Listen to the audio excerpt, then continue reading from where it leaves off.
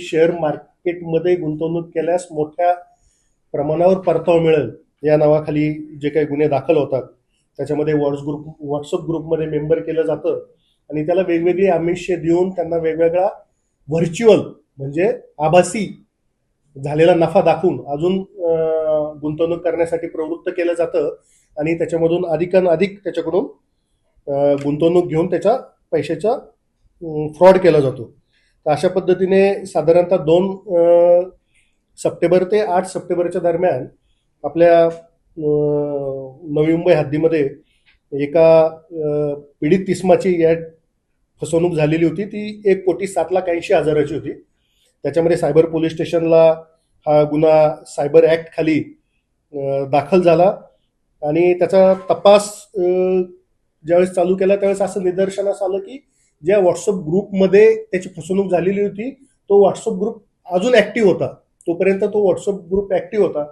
मग आमचे cyber police स्टेशनचे विशाल पाटील पीआय आहेत, आमच्या सहाय्यक पोलीस आयुक्त प्रेरणा कट्टे मॅडम आहेत आणि त्यांची जी काही सर्व टीम आहे यांनी हे जो ॲक्टिव्ह व्हॉट्सअप ग्रुप आहे त्याच्या संबंधीने तपास केला आणि तपास केल्यानंतर हा ग्रुप पुण्यामधून काही लोक ऑपरेट करत आहेत असं निदर्शनास आल्यानंतर पुण्याला त्यांच्या ठिकाणावर जाऊन तिथे छापा टाकून तिथून 2 इसमांना त्या ठिकाणी ताब्यात घेतलं.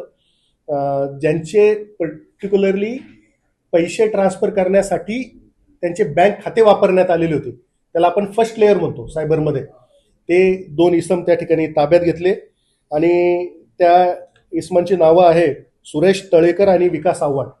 आणि यांना विचारपूस केली असता असं निदर्शनास आलं की त्यांचे फक्त खाते वापरण्यात आलेले होते, परंतु हे खाते वापरणारे मूळ जे लोक होते ते ऑपरेटर आपण ज्यांना म्हणतो हे ऑपरेटर मुंबईमध्येच एका ठिकाणी लॉजवर होते आणि यांची मोडस अशी आहे की एका ठिकाणी 2-3 दिवसापेक्षा जास्त वेळ राहत नाही. आमच्या टीम समोर हे मोठं चॅलेंज होतं की हे नवी मुंबईमध्ये आहेत परंतु नेमके कुठल्या लॉजमध्ये आहेत. साधारणतः वाशीच्या परिसरामध्ये 25-30-40 लॉज सलग 3-4 दिवस आमच्या सर्व टीमनी तिथे त्याची झाडझडती घेतली. त्याच्यामधील आलेले सगळे कोण कोण रहिवासी होते त्यांचे आधार कार्ड वगैरे सगळं चेक केलं आणि त्याच्यामधून एक संशयित जो लॉज होता राधे रेसिडेन्सी याच्यामध्ये छापा टाकला आणि त्या ठिकाणी पर्टिक्युलरली हे जे ऑपरेट करणारे जे 5 लोक होते त्या ठिकाणी आपल्याला मिळाले.